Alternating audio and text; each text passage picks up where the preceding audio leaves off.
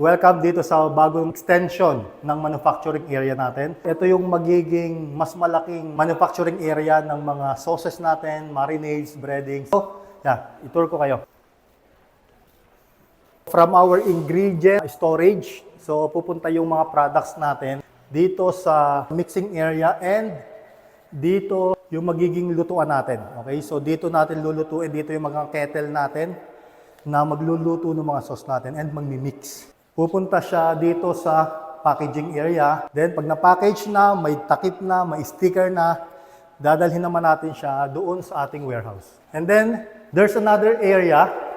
Okay, dito naman yung mga powder seasoning natin. So dito naman siya sa another part ng ating manufacturing facility.